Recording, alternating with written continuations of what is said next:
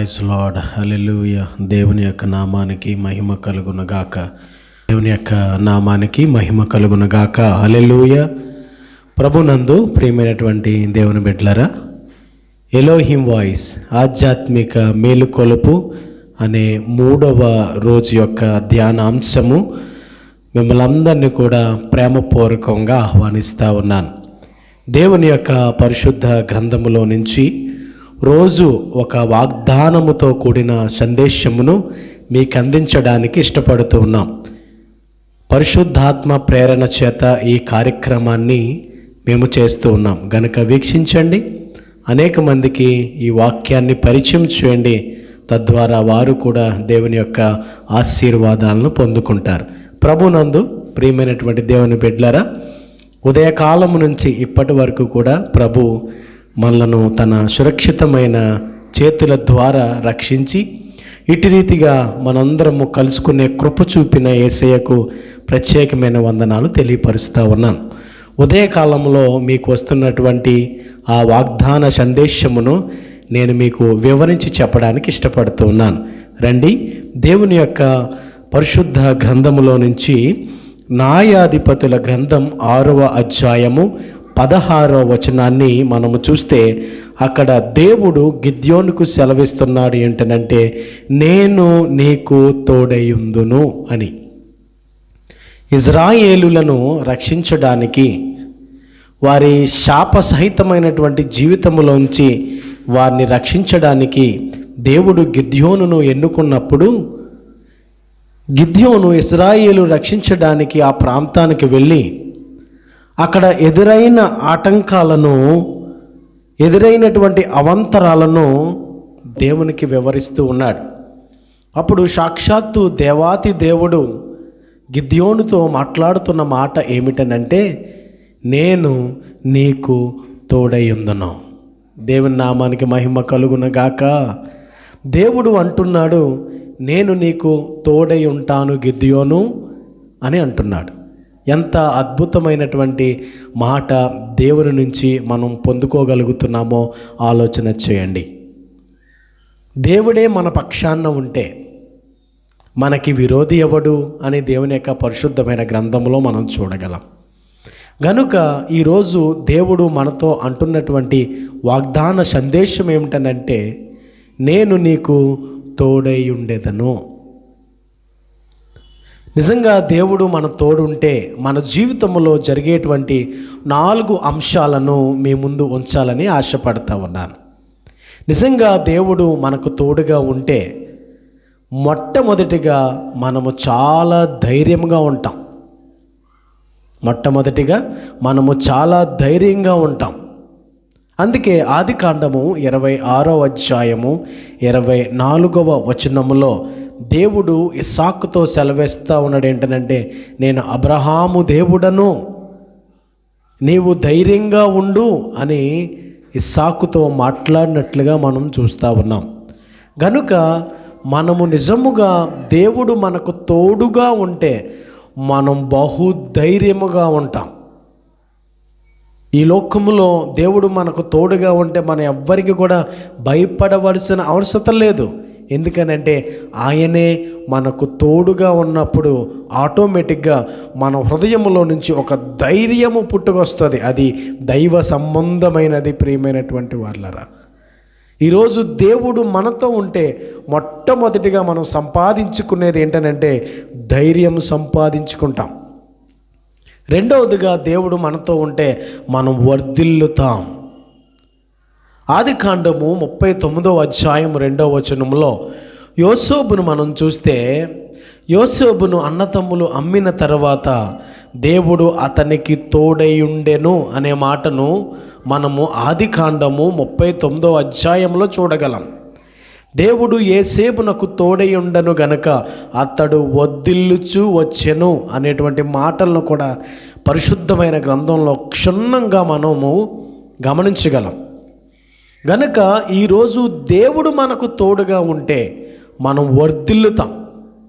అలాగే యోసేపును అన్నదమ్ములు అమ్మివేసిన, యోసేపును అన్నదమ్ములు చీకొట్టి నిందించి అమ్మివేసిన దేవుడు అతనికి తోడుగా ఉన్నాడు గనక అతడు వద్దిల్లెను అని దేవుని యొక్క మాటలో మనం చూడగలుగుతున్నాం. మూడవదిగా, దేవుడు మనకు తోడుగా ఉంటే శత్రువుల చేతిలో నుంచి మనం రక్షింపబడతాం. తండ్రి అయినటువంటి దేవుడు మనకు తోడుగా ఉంటే మనం శత్రువుల చేతిలో నుండి రక్షించబడతాం. న్యాయాధిపతుల గ్రంథం 2వ అధ్యాయము 16వ వచనములో మనము జ్ఞాపకము చేసుకుంటే, ఆనాడు ఇశ్రాయేలులను రక్షించడానికి తండ్రి అయినటువంటి దేవుడు న్యాయాధిపతులను నియమించెను అనే మాటను మనం చూడగలం. తన ప్రజలను బాధలో నుంచి దేవుడు తప్పిస్తాడు. ఎవరైతే దేవునికి తోడు కోరుకుంటారో, ఎవరైతే దేవుని యొక్క ఆశ్రయాన్ని కోరుకుంటారో, ఇంకా చెప్పాలనంటే ఎవరు దేవునితో ఉంటారో వారందరూ కూడా శత్రువుల నుంచి విడిపించబడతాడు. ఆనాడు ఇశ్రాయేలులను అనేక సమస్యలు చుట్టుముట్టినప్పుడు, అనేకమైన ఇబ్బందికరమైన పరిస్థితులు వారిని చుట్టుముట్టినప్పుడు దేవుడు వారి శత్రువులను నుంచి తప్పించాడు, రక్షించాడు.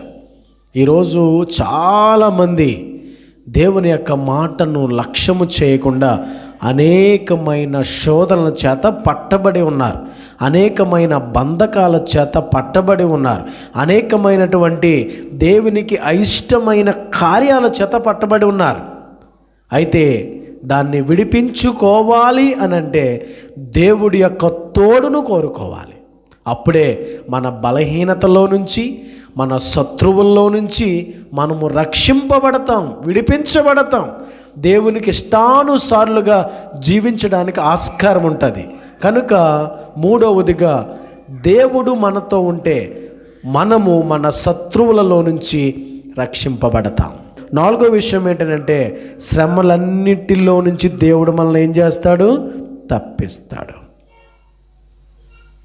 యేసేపు ఎన్ని శ్రమలు పడ్డాడో, ఆ సంత వీధుల్లో నుంచుని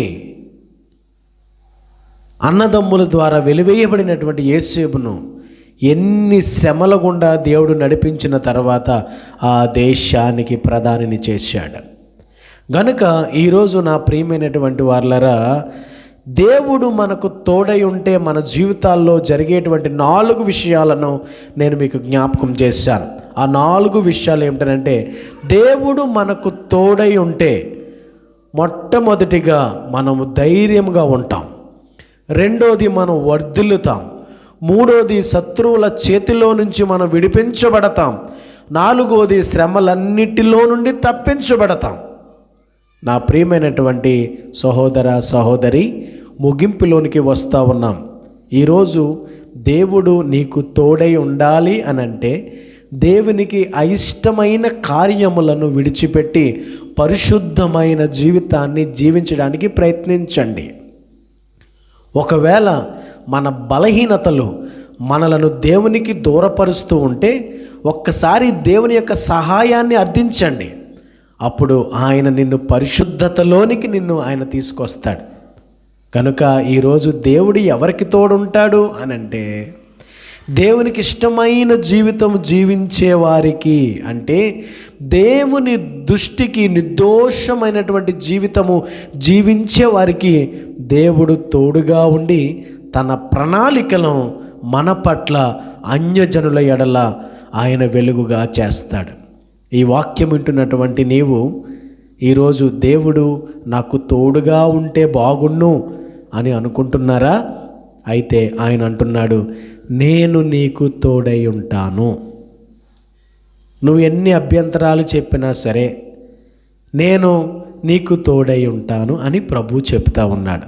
ఒకవేళ నువ్వు బలహీనంగా ఉన్నా, ఒకవేళ నువ్వు వెలివేయబడినా, ఒకసారి నువ్వు నిందించబడుతున్నా, ఒకవేళ నువ్వు బాధించబడుతున్నా, యేసయ్య ఒక్కసారి ఆనాడు గిద్యోనుకు చెప్పినటువంటి మాట, నీకు తోడుగా ఉన్నాను అని చెప్పినటువంటి మాట నాతో కూడా ఒకసారి చెప్పవా అని ప్రార్థించగలిగితే ప్రభువు ఖచ్చితంగా నీతో ఉండి నిన్ను అన్యజనుల మధ్య వెలుగుగా చేయబోతున్నాడు. విశ్వసించండి, ప్రార్థించుకుందాం.